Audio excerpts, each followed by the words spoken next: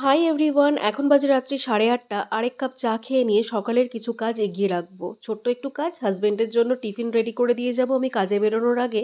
কিন্তু এই ছোট কাজটাই আমি কিছুদিন ধরে করতেই পারছিলাম না। প্রত্যেকটা দিন সকালে উঠে নিজে কফি খাই, হাজবেন্ডকে চা করে দিই, তারপরে নিজে কিছু একটা খেয়ে আমি কাজে বেরিয়ে পড়ি।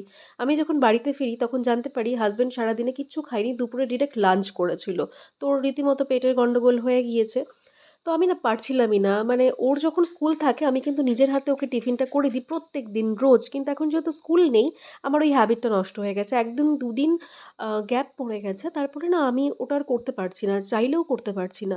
তো আমার এবার একটা কথা মনে পড়ে গেল, অ্যাটমিক হ্যাবিট বইতে আমি পড়েছিলাম যে কোনো একটা গোল যদি তুমি অ্যাচিভ করতে চাও কিন্তু পারছো না, তার জন্য তুমি পার্টিকুলার কিছু হ্যাবিট ফর্ম করা যে দরকার, সেই হ্যাবিট ফর্ম করতে পারছো না, তাহলে কিন্তু গোলও অ্যাচিভ করতে পারবে না।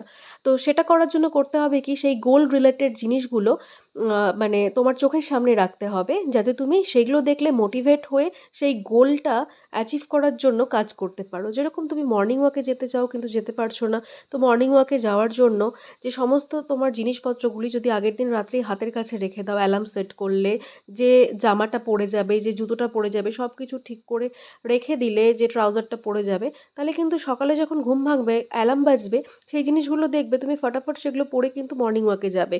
কিন্তু তুমি যদি এমনি ব্ল্যাঙ্ক মাইন্ড নিয়ে ওঠো আর ভাবো যে চলো এখন মর্নিং ওয়াকে যাই, তোমার চিন্তা হবে আমি কি পরে যাব, সেগুলোকে বের করতে হবে, সেগুলো পরে এখন রেডি হতে হবে, এগুলো ভাবতে ভাবতেই তোমার আর যেতে ইচ্ছা করবে না, তাই তো?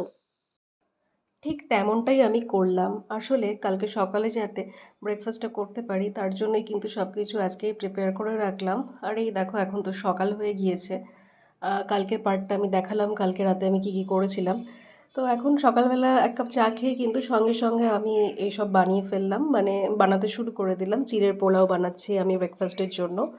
জানো তো, খুব সহজেই হয়ে গেল আর আমার না কোনো হেডেক হলো না যে এটা করতে হবে, কতটুকু চিড়ে নেব, এই জিনিসটা বের করতে হবে, আবার তাওয়াটা বসাতে হবে ওভেনে। কোনো হেডেক নেই, জাস্ট হয়ে গেল। তো তোমরা কোনো কাজ যদি খুব স্মুথলি করতে চাও বা খুব স্মুথলি যদি একটা হ্যাবিটকে ফর্ম করতে চাও, তাহলে সেই হ্যাবিট রিলেটেড ছোট ছোট জিনিসগুলো একটু করে এগিয়ে রাখো। চলো বাই।